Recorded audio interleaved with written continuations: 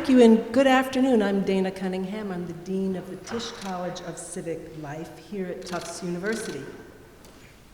Welcome to today's Tisch College Solomont Speaker Series conversation with United States Congressman Maxwell Frost.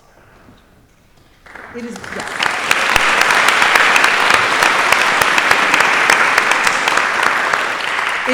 great to see so many members of the Tufts community here today.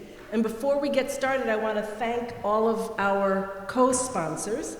So the Political Science Department and student groups, Tufts Democrats, Tufts Civic, Jumbo Vote, and Tufts Action. Thank you. Your collaboration, along with support and leadership of Susan and Alan Solomont of this speaker series, make conversations like this one possible. Thank you. I want to say that representatives from the student organizations are here today, and I encourage you to stop by the table outside the entrance to the auditorium to learn about their work, their upcoming activities and opportunities, and how you can get involved.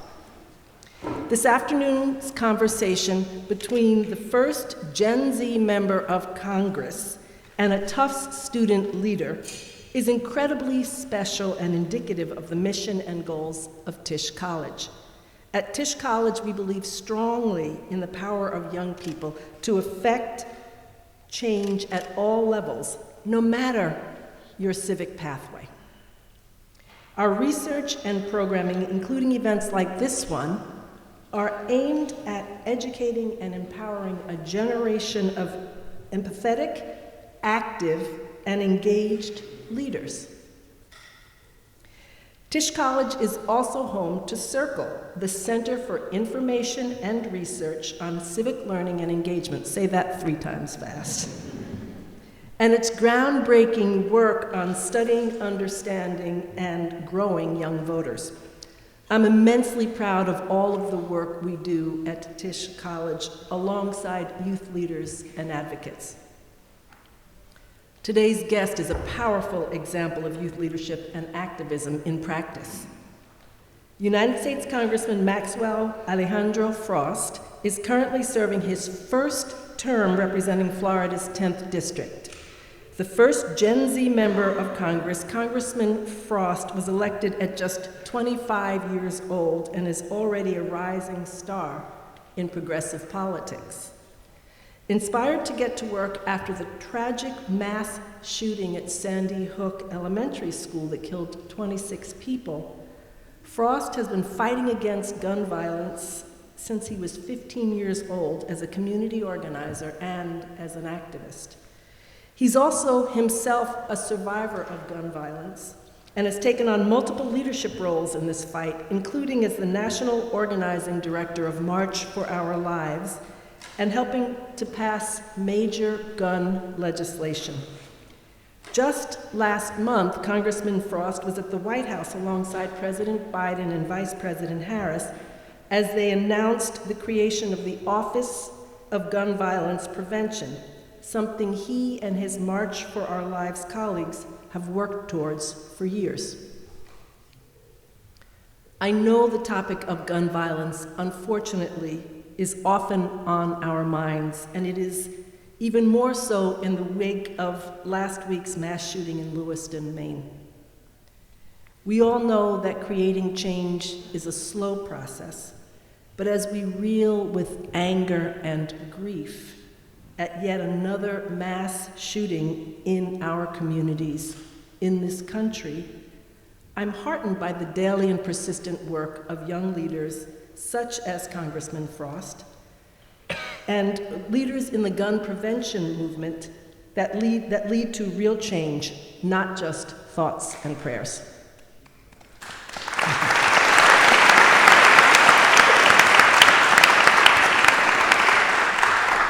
In conversation with Congressman Frost today is Allison Cedarbaum, a junior at Tufts, triple majoring in international relations, political science, and Spanish. Allison is president of Tufts Action, which is advancing civic thought in our nation, a student-run organization at Tufts that promotes youth civic action and engagement in the greater Boston area. She is also the organizing director and Tufts representative to the Boston Votes Coalition. An activist and organizer in her own right, Allison has worked within government and nonprofit organizations on issues related to youth voter engagement, legislation, organizing, and more. Please join me in welcoming Congressman Maxwell Frost and Allison Cedarbaum.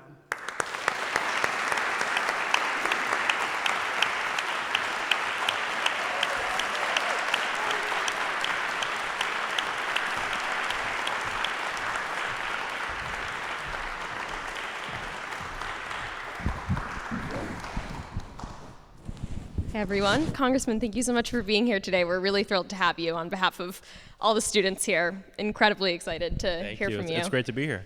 Awesome. So just so everyone's on the same page, we'd love to hear you talk a little bit about your story and how you came to be involved in politics in the first place and then eventually decide to run for Congress. What was that process like for you? Yeah. How's everybody doing? It's good to be here.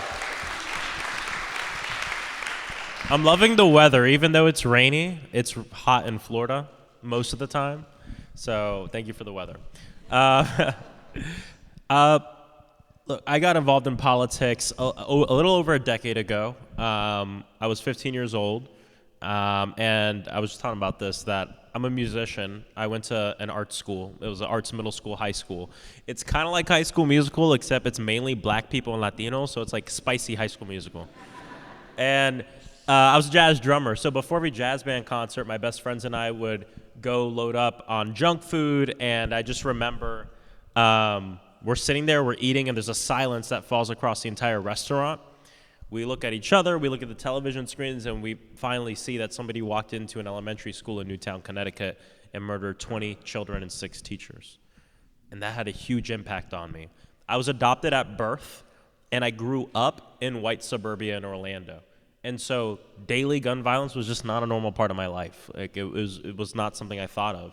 And seeing those images of the children being marched out of their school with their hands in the air and their little book bags and the death count being on there just made me highly uncomfortable. And as you all know, oftentimes when we're the most uncomfortable is when we're the most open to being changed and the most open to being put into action. So I end up going to the concert that night. I'm not playing my best. I'm like rushing, I'm dragging, I'm missing hits because I kept looking at the exit signs backstage because I was scared someone was going to walk into that theater and kill my friends, my family, and myself, which I know is an anxiety we all live with, especially now. So I ended up going to Washington, D.C. for the memorial that was going on. And it was there the night of the vigil that I had my call to action. And for people who don't know, your call to action is an event or series of events that pose that question to you, like, are you going to do something about it? And whether or not you answer it is up to you. And so it's the night of the vigil. It was afterwards. I'm in some, like, Days Inn or something. I'm, like, sitting on the pool with all of the other kids and teens who had lost loved ones at Sandy Hook. And we're all just kind of sitting there. We're wading our feet in the water, and everyone's just talking. And across from me, there was a guy named Matthew Soto. His sister, Vicky, was a teacher at Sandy Hook, and when she heard the gunshots, she hid the entire class in the cabinets and in the closet to save their lives, and she was killed. And he was 16 at the time, seeing a 16-year-old with the demeanor of a 60-year-old, crying and sobbing over his sister who was murdered for just going to class, changed my life. That was it. I went straight to my hotel room. I called my mother. I was in tears. I was like, Mom, like, this is what I want to do. I want to make sure people don't feel that pain. And y'all know how this works is you get in for one reason and then you find out we got a lot of problems. But it's been the solutions and the organizers I've met along the way over the past decade of my life that have kept me in this work, from March for Our Lives to running for office to being an organizing director for campaigns to being on the streets protesting. It's really what's kept me into it. But really, that moment was what pushed me into politics in the first place.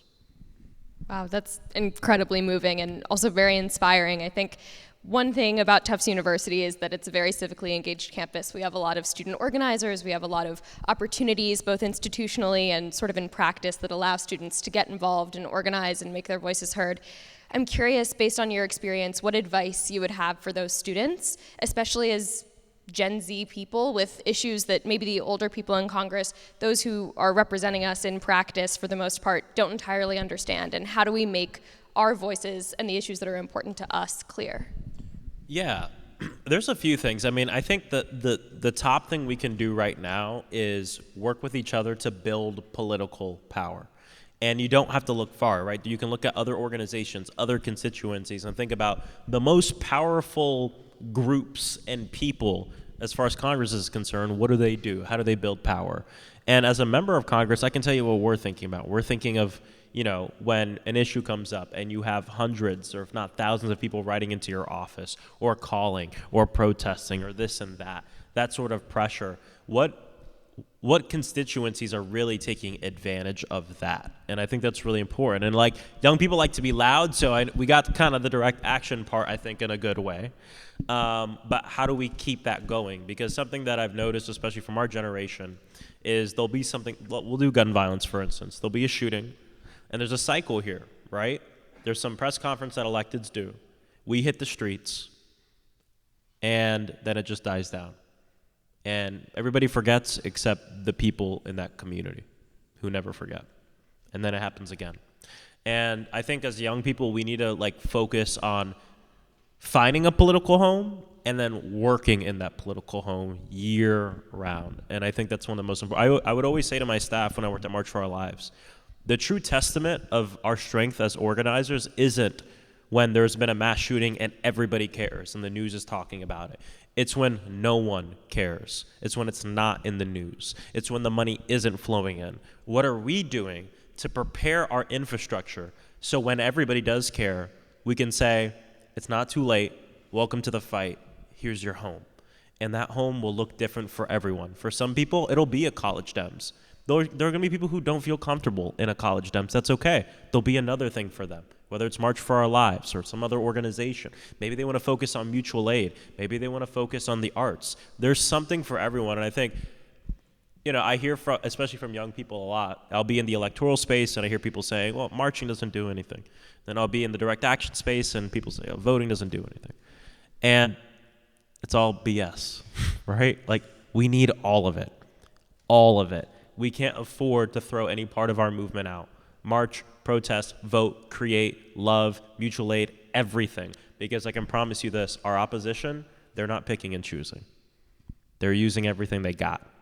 And we have a lot to offer. We really do. And so I would just, recommend be open to different forms of advocacy and let people really do what they feel like, is what makes them unique, whether it's being an artist or et cetera. But we do need it all. That's great. That's fantastic advice.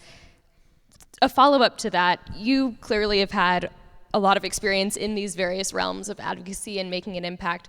I'm curious to hear about the difference in your experience working as an organizer versus working inside the quote-unquote establishment as an elected official. How has that process been different? How has coalition building looked different in those two spaces? It's interesting because now that I've been in office, I've only been in office for 10 months. It feels like I've been here for 2 years, but it's only been 10 months. It's not changed my mind about anything that I used to do or any work I used to do, but it's kind of reaffirmed a lot of what we used to do. For instance, one of my jobs I had was I ran a program called Rights for All, which was an ACLU program. So it's when I worked for the ACLU and I was stationed in South Carolina. I lived in South Carolina. And the whole point of this is, do y'all remember in 2020 when there's 1 million people running for president? Well, the ACLU said, hey, let's try to get all of them on the record on civil rights and liberties because one of them will end up being president. And so I ran the program in South Carolina.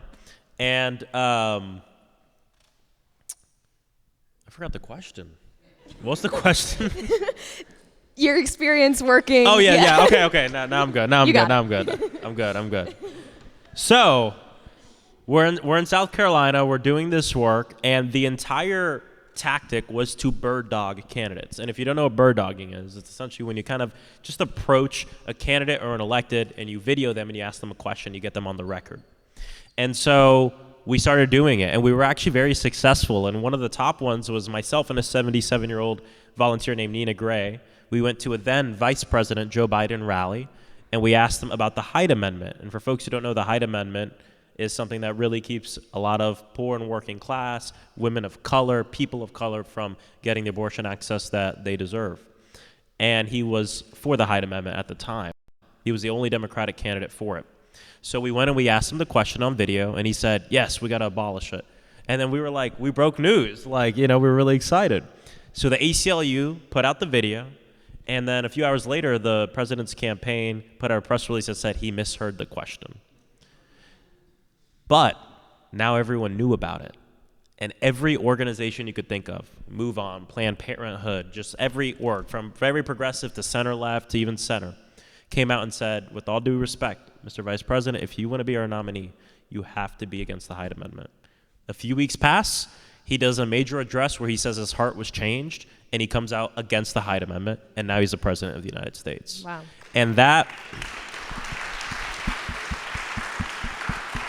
And of course, there's been work that predates that video, right? Decades of work to push on this. But you never know what kind of creative organizing will be the catalyst for something like that. Just a cell phone video and a voice, and it did that.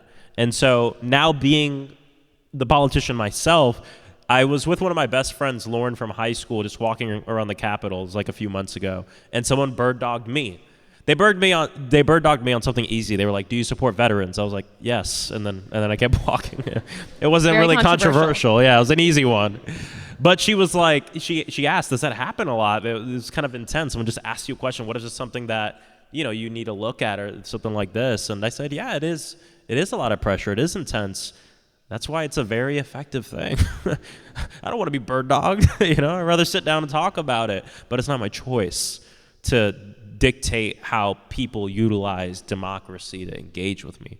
And so I've just being in here, I've kind of looked at everything I've done and been like, damn, it's some good organizing. Not just me, but the work that we've all done collectively.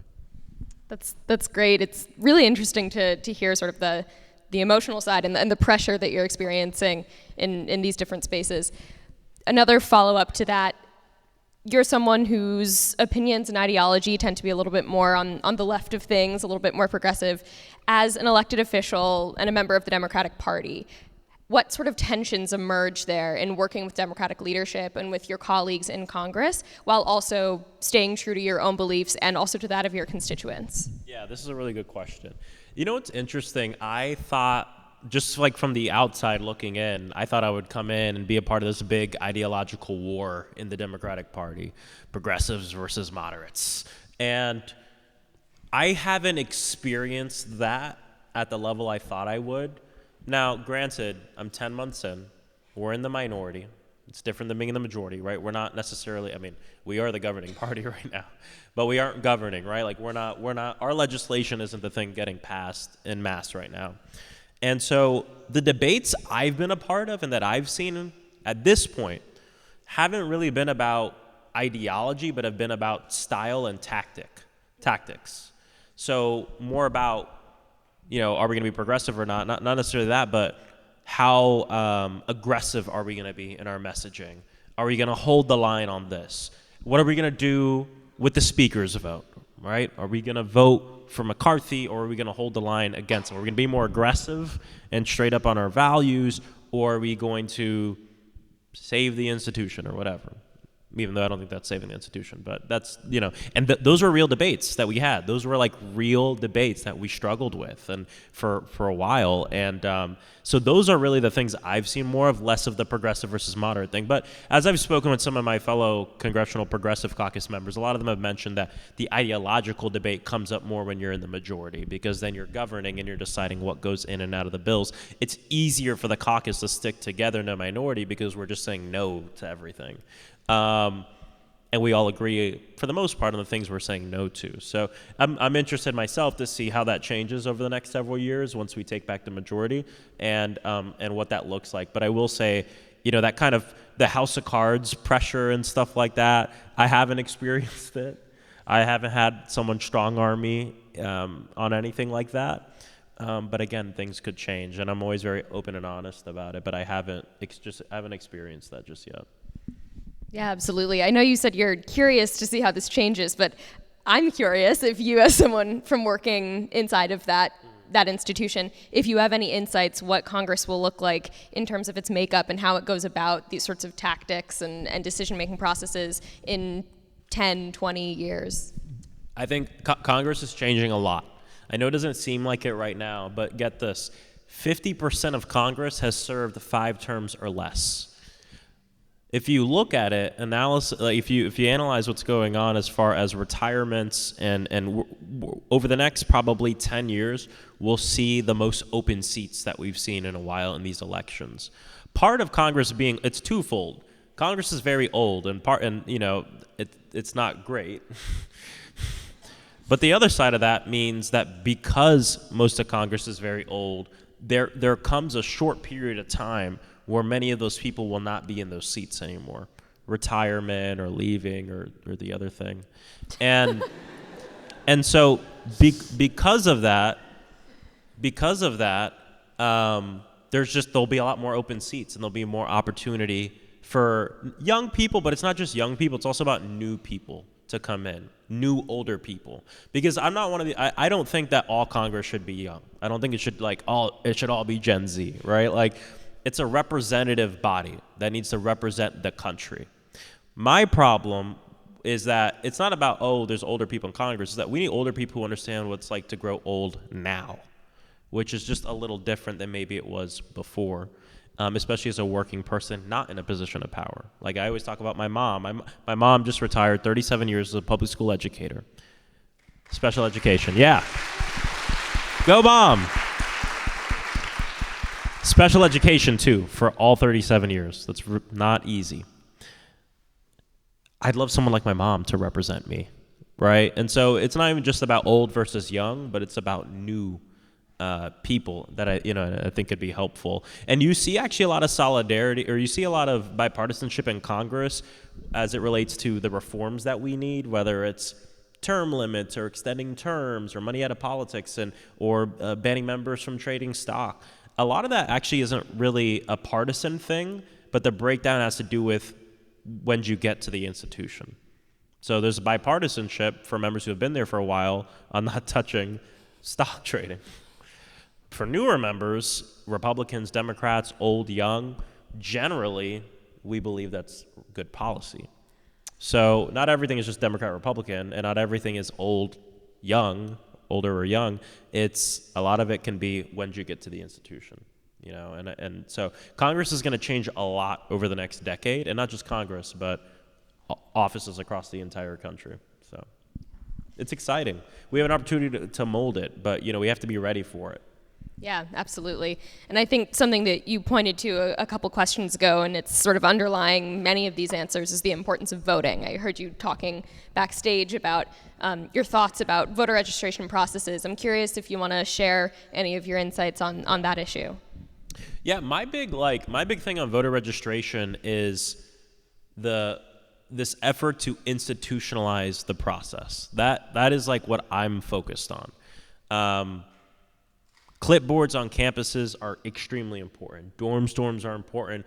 Setting up at concerts is important. Doing booths at lunchtime is important. And we need that right now. But I think we also have a lot of low-hanging fruit where we can work with our institutions to ensure it's part of the process to register to vote. And it's not an extracurricular.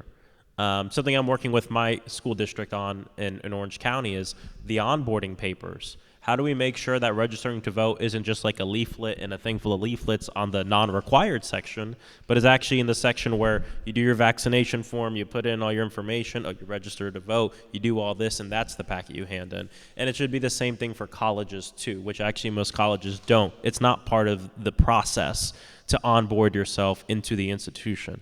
So that's really the big key here. Is we need to make sure that is part of the process. Registering to vote is part of the process. And right now, it's really not. It's the table at lunchtime where the students some students will go register to vote. It's the work that we're doing with third-party organizations, but we need the institutions themselves to make that part of the process. And I think that's low-hanging fruit that, we can work on. And so that's really what I look at is doing that. Great. That's incredible. And we have lots of groups here at Tufts who focus on ways to get people more involved in politics. We have Jumbo Vote. I'm part Thank of you for all your work. I just did a thing. I met with some folks from Jumbo Vote and different organizations here. So. Yeah. Awesome.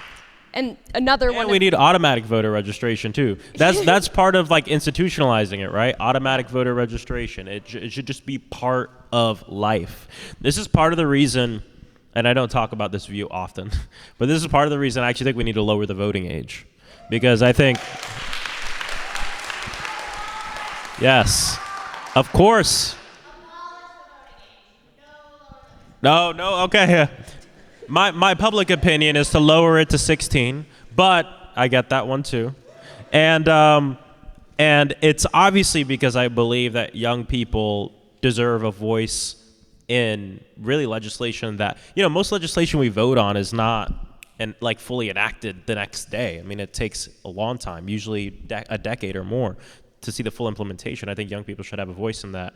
But also, I think it's going to I think it's going to fundamentally change turnout for young people, because 18 is just a weird age to insert something something very important we expect of you to do for the rest of your life.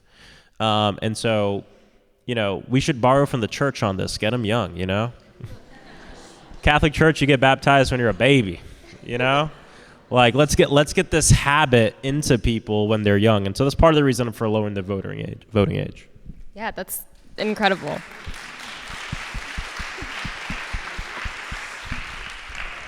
Okay, I'm not sure how much more time we have left. Okay, great. So another group at Tufts that has done a lot of work in getting young people involved in politics is Circle. They do extensive research about how young people can get involved in politics and the barriers they face. So I know you'd mentioned we need representation across the board and not just Gen Z members of Congress, but what advice do you have for Gen Z folks who want to start making themselves these representatives and getting really involved in politics at the elected level? No, that's a great, and to be clear, like Gen Z and millennials make up a third of the electorate and actually more than a third of the country.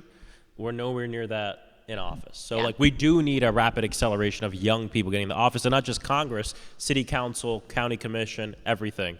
It's funny because getting into this office, I've realized all the power that my office has. And something else you quickly realize is all the power you don't have. And then you look at the bigger picture. So as I look at Central Florida, I take a step back and I have all these things I want to do with federal funds and everything, and you realize you really need partners at the community level to do it. So I'm actually very invested in I spend a good amount of my resources on year-round organizing, not just to get me reelected, but to get people I believe in elected to our city council and county commission, and making sure that we have good, diverse young people, pro-housing people, and everything that we need, because there's so much power. I mean, sometimes I joke around with my friend Mike Scott, who's on the county commission. I'm like, man, I'm one of 435 votes. You're one of 6, And so actually, the power he has might even be a little bit more than in terms of what his vote means in the institution. And so there's a lot of power in these local offices that we really need to step into. So what's my advice for young people? I mean, I just told this to the folks I was meeting with, and I'll tell y'all too. We have a lot of young people running for office now around the country. It's amazing. But there's something I'm noticing. And a friend of mine came up to me and said this. He said, I'm noticing that a lot of the young people I've seen that have announced their candidacy, they have a lot of ambition, but not a lot of passion. And I sat with that, and I understand that fully. And, we're part of this grind culture. We want to climb the ladder. And what I would tell people is, before you make that decision to run for office, really take a step back and think to yourself, is this just about me being ambitious and wanting to be in a position of power and wear the lapel pin? Or is it about me being passionate about the impact I want to have? When I was in high school, I was go-getter, SGA president, all this stuff, right? And I had a 2-year plan, a 3-year plan, a 5-year plan, a 10-year plan, a 20-year plan, and none of it happened. And I realized it's because my plans were based on me sitting in places of power and not me on what I wanted to do. So my life changed actually when I threw out all those plans and I said, you know what, my new goal is help people through music and politics. That's it. As long as I wake up every morning making decisions in service of that, I can be proud of myself. And I think that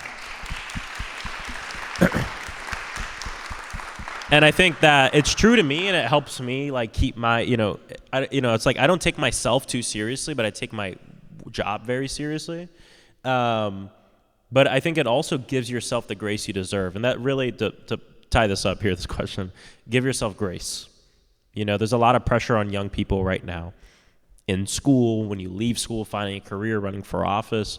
But when you give yourself grace and you give yourself pause that you deserve, I think it actually gives you the opportunity to be even more successful than what the grind culture would have us believe.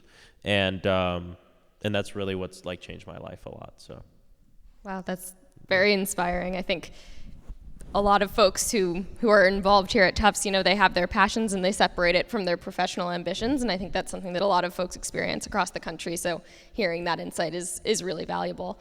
I think we have time for one last question before we turn over to audience Q&A.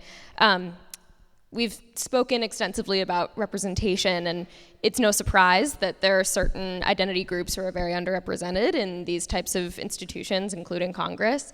So I'm curious, continuing on this train of advice, what thoughts, and from your own experience, what do you have to say to folks from underrepresented groups who are looking to get more involved, or maybe who aren't yet looking to get more involved, but you think they should?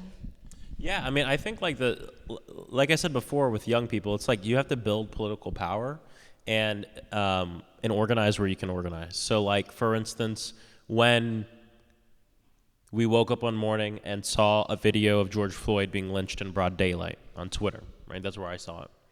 We went out and we started protesting.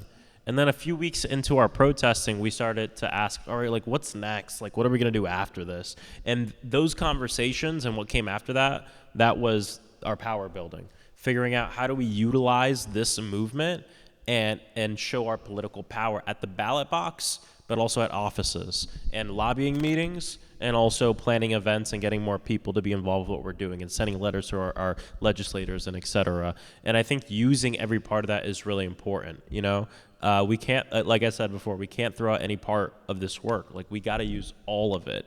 And so that's what I always recommend, especially when I sit down with constituencies or people that want to organize. When I do meetings, like for instance, I met with SEIU 1199 a few weeks ago in my office, which are nursing home workers.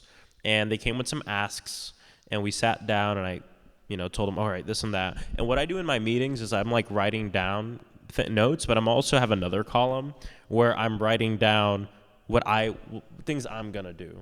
And so I end every meeting by reading off that list of things that I or we are going to do. And every time I do a meeting and I end that way, they're always like, wow, this is great. I've never, I feel like you're strategizing with us. And I'm like, I am. Like, I want us to be successful in this, and we're working together. It's this inside-outside game. And so the more that you can build relationships with your electeds and build that kind of relationship, I think is important. If it's always adversarial, you'll never have that. Which is sometimes there's issues, sometimes there's things where you need to be adversarial. Like I have someone that I'm helping to mentor, and she's pretty young, but she's done so much in politics at the federal level, and she's been a lot more adversarial to the administration as of lately. And she was like, do you think I'm making the right decision, this and that? I'm like, this organizing isn't all one thing. You're not always going to be adversarial. You're not always going to be loving. You're not always going to be in the photos. You're not always going to be in the meetings. And sometimes you'll always be in the meetings. It's all of it. And so I would view this stuff on a spectrum rather than kind of picking something and just doing it. I think it makes you more effective. Absolutely. Thank you so much for all of that. It was incredibly valuable, I think, for us to learn and hopefully get some inspiration as students and fellow members of Gen Z. I'll add one more thing here. I mean, you can even look at our office. I think our office is a good example of this. A few weeks ago, I was in the White House with the president because he took my bill to create Office of Gun Violence Prevention and implemented it via executive order. And that was an amazing ceremony, and I'm just so thankful that the president did that. A few weeks later, when we got word that they would resume construction of the border wall, and that they had waived multiple climate applications or the process for that, we had to hit them on it. We had to hit them on it really hard. And it's a relationship. It's not always one thing. It's going to be many different things. And this isn't really rewarded in politics, but multiple things can be true at the same time.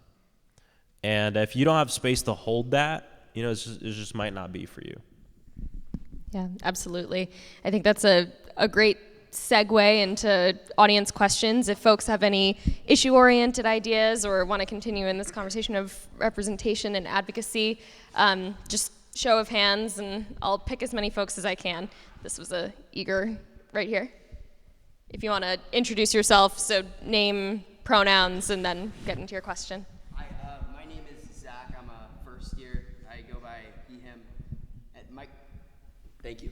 My question to you is, what has it been like to be a congressperson in a time in which we can barely elect a House Speaker? And how does this kind of divisiveness affect the behind-the-scenes negotiations and talks?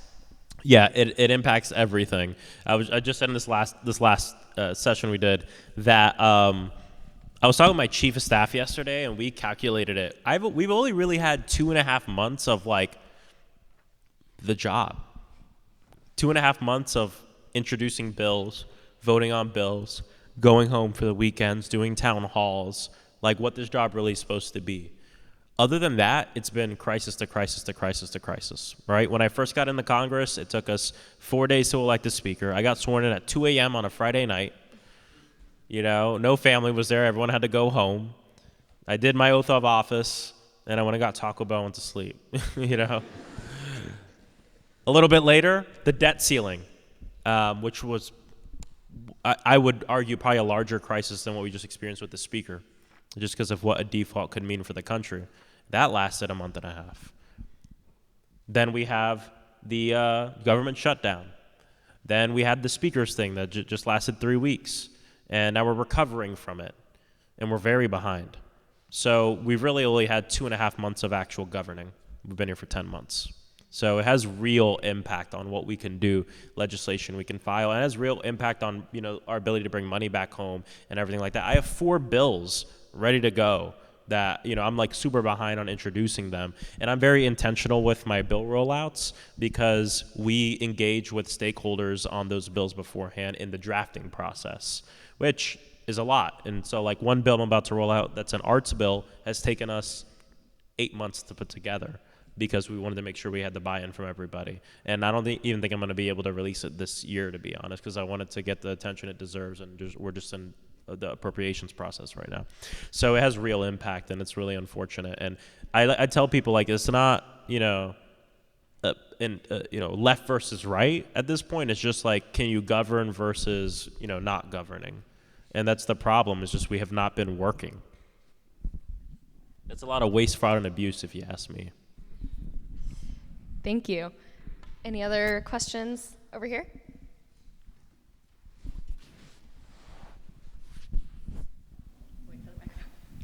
Hi, my name is Meg. I'm a second-year student. My pronouns are she, series. So my question kind of starts with a personal tidbit, but I'm from a small town outside of Richmond, Virginia, and over the summer there was a mass shooting in my hometown at a high school graduation. I don't know the exact count of victims or survivors off the top of my head, but what I do remember is that it did not break the national news cycle because the majority of the victims were black individuals and the shooter was black. So a lot of news sources wrote it off as black on black crime. And this is a low-income area. It is a highly racially diverse area. So I guess my question for you is, how can individuals in the fight against gun violence, be it organizers, activists, or politicians, make sure to include those voices? And what actions would you take specifically to ensure that there's a specific focus on gun violence in low-income and racially diverse areas that sometimes doesn't always get the attention that other areas do? Yeah, no, I appreciate the question. And and this is really important. I mean, I always like to tell people mass shootings actually account for 1% of gun violence. I don't say that to diminish mass shootings. I'm telling you that so you can realize how big of a problem gun violence is. One of the, obviously the leading cause of death right now for children is to be shot to death. And I think it's a few different things. Number one, it's important that in our movement spaces that we center those voices. You know, when I was the national organizing director at March for Our Lives, we have what we call the Big Five, which are like the Big Five gun violence prevention organizations. Brady, Everytown, March for Our Lives, Giffords. And the fifth one is Community Justice Action Fund, which is the only national black-led gun violence prevention organization. That's part of kind of the big five that are doing that work nationally. And it's a shame that there's only one. And it's probably out of those five, the one with the least amount of resources. And so I think it's really important that we center those voices, center those stories. Something that gives me a lot of hope is this new Office of Gun Violence Prevention. I told the administration, I want the office, but almost more importantly, I want it to be staffed the right way. And they listened, and they took the executive director of Community Justice Action Fund, Greg Jackson, and made him the deputy director of this office. And now he handles the Community Violence Intervention, CVI, portfolio for the president and for the federal government. He is someone who's a survivor of gun violence, but not just that. He was shot during a drive-by in Washington, D.C. He woke up in the hospital, and the first person he saw was not a doctor. It was a police officer who was questioning him because they thought he was the person who did the shooting.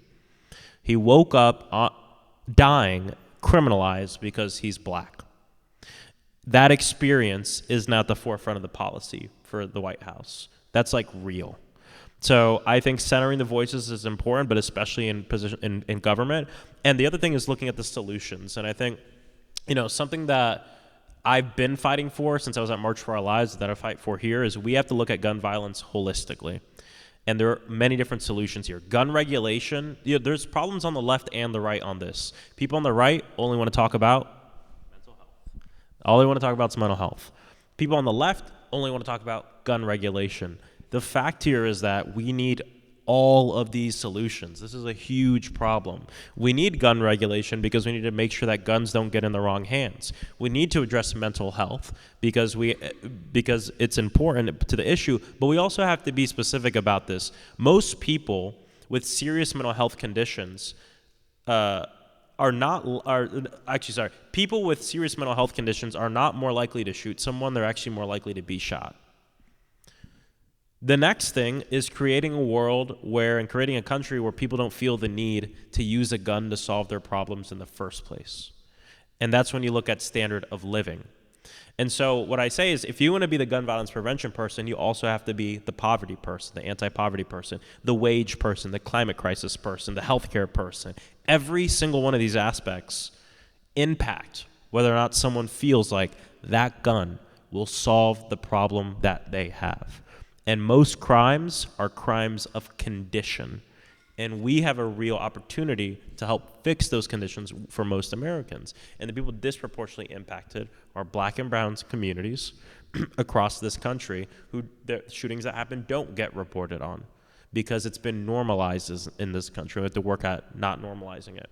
Last thing I'll say that I'm really excited about is community violence intervention, which is something that's been done in black and brown communities for generations, just not funded and no one paying attention to it. But it has to do with how do we end violence before it even happens at the community level. Either violence interrupters that identify people most likely to shoot someone and someone most likely to be shot, and they intervene before it happens, or programs that actually help take people off the streets, or gun buyback programs, or just different things like that that really help us end gun violence. These solutions are evidence-based, and most of the time they're led by the community centers. So that's something we should all look at. How can you advocate for more funds and resources for CVI, Community Violence Intervention? I just brought back a check for $1.5 million to the city of Orlando for their program, and they outsourced their program to community-based organizations. And we've seen gun violence go down in Orlando since this started. They have people who were formerly incarcerated, people who have killed people, who have done their time, go out in our community and are credible messengers, and they go and they make the relationships, and they help to make sure that we can end gun violence. Believe it or not, most gun violence that we see, especially in black and brown communities, are actually done by the same 1% to 2% of people. And so we know who these folks are. We just have to put the resources, time, and love into working with them and rehabilitation versus throwing people in a cage and throwing out the key. So, yeah. Thank you. All right, we can go here. Hi, my name is Ruby. I was wondering, as the presidential election starts to get going and the Republican primaries are happening, we have a very prominent candidate from Florida, and Florida is also traditionally respected as a swing state. How you, both as an activist and an elected official, are planning on harnessing that energy and that national movement, turning towards Florida as a way to bring people into the fold and get them more civically engaged? Yeah, thank you for the question. Well, a big part of it is we haven't stopped organizing. So like most members of Congress or like politicians in general, you get elected and then you just focus on raising money for a while, and then you launch your campaign the next year at the end of the first year or whatever. So, I mean, we're still raising money, but we're actively spending it now on our organizing program that's running year-round, all the time. We knock doors every week. We're making phone calls every week. Actually, it's about every other day now. Over the summer, I hired 10 young people, paid them to be organizers on my campaign, where they spent half of their time learning how to organize and half of their time actually organizing. And not just, vote for Maxwell Frost, but, hey, do you know about the abortion ballot initiative in Florida? Hey, there's a hurricane coming up. Here's some mutual aid resources. Hey, there's an apprenticeship program going on with one of our unions. We spoke with you on the phone a few weeks ago, and we realized you're looking for a job, or blah, blah. It's about building trust in your community and not just talking about it, but spending the resources to actually do it. So we're doing that in Central Florida and really across the state. Because I'm a musician, I love music, and I really, when I came to Congress, we found a gap that there weren't really people advocating for independent artists and independent small music venues, so I wanted to take up that mantle. And so we actually also do that on the political side, where we work with artists at ensuring that we have political activations at every concert that comes through Orlando as much as we can. Like our folks were at the Olivia Rodrigo listening party when her album just came out, and it was great. Like, we got so many petitions, we engaged so many people, and actually 2 of those folks are now volunteers with us now too. So I think it's really, you just got to be like on the ground all the time, and a lot of people talk about doing that, but they don't actually do it. The other thing is, like, one motto of our office is we look for ways to bridge the gap between cool and consciousness.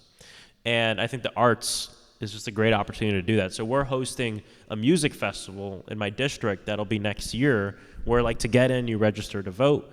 And to be in the front stage, you actually have to get this passport filled out where you go to different organizations and you hear their spiel. And it's again, institutionalizing what we need.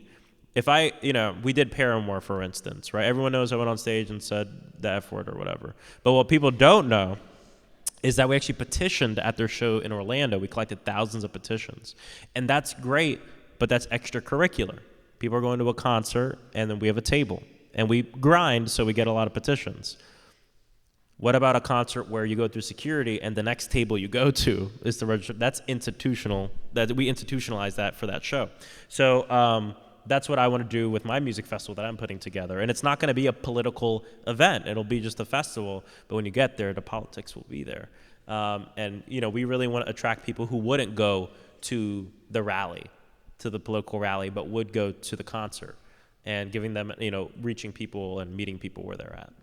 So that's what we're doing in Florida. We're trying to really change things up and really integrate advocacy into the culture, especially with young people, because there's a lot of hate right now in our state. I mean, it's hard. You turn on the news, you see a governor who's just hating on you and your community. There's legislation being passed to dehumanize people because of who they are. I mean, in our state right now, which is one of the most populous states of Latinos in the entire country, and Haitian Americans and just a lot of immigrants. If you drive in a car with someone who's undocumented, you could be prosecuted for being in that car with them. If you let someone sleep over your house that's undocumented, you could go to jail for harboring them. That's law in Florida right now. It's tough. It's really hard. And so a lot of this is the work and the grind and the fight, but also just giving people some hope and some joy. we have to be like joyful warriors because it's hard work. Thank you so much. I think we have time for one last audience question. This hand, yeah, earrings. Yeah.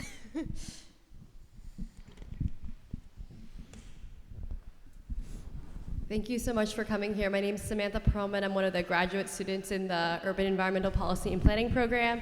I'm also a dual degree at BC Law and a current city councilor where I live, and 8 days away from an election where I'm running for mayor in my community. So very excited to hear. Thank you.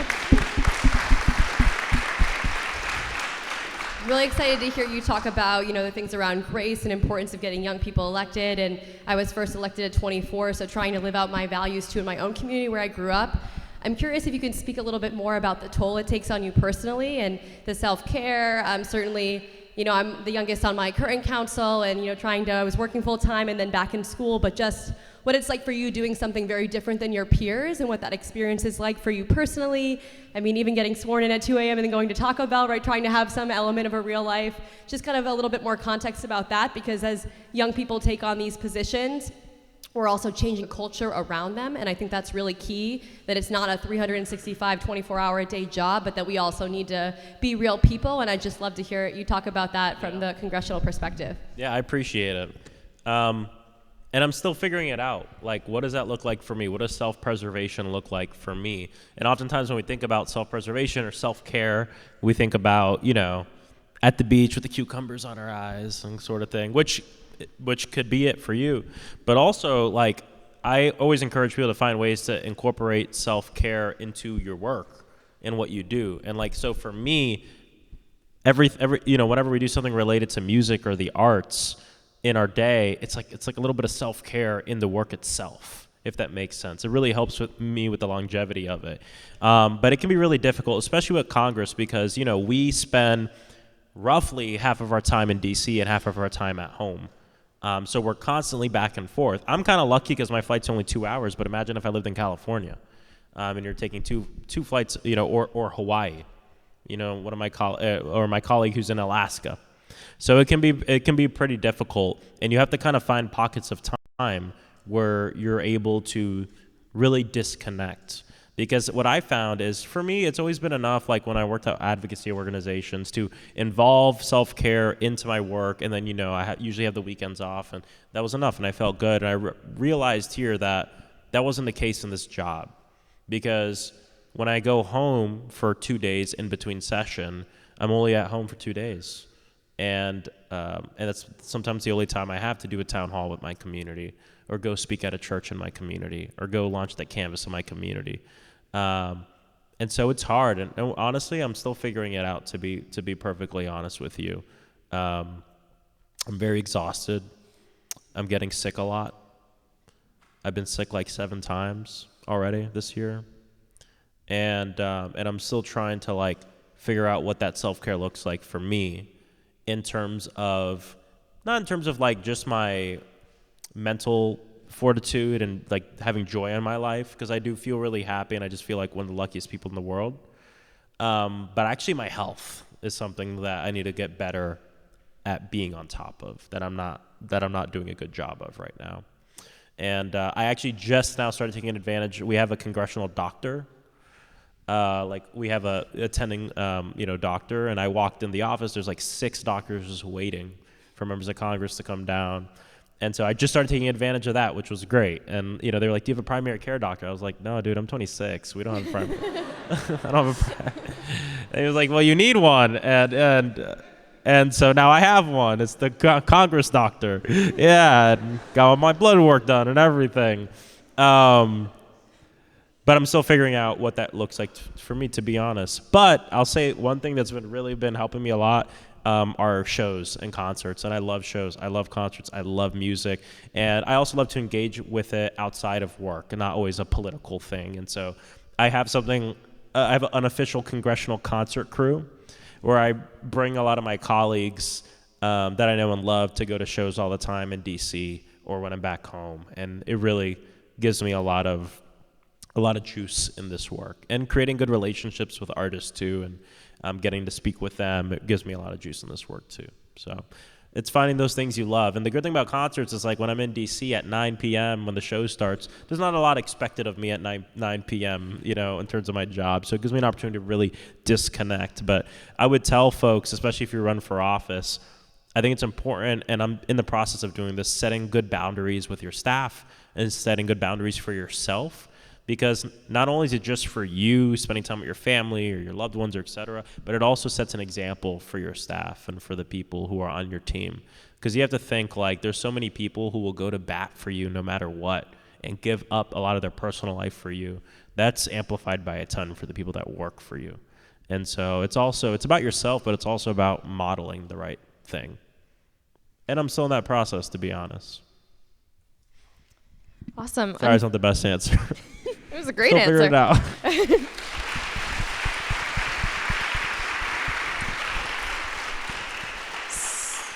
So unfortunately, that is all of the time we have, but just one last round of applause thanking the Congressman. Thank you.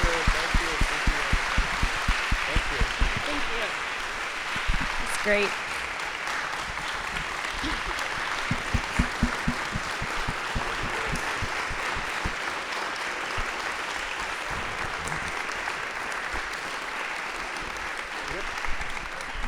Thank you all so much. Good to meet you.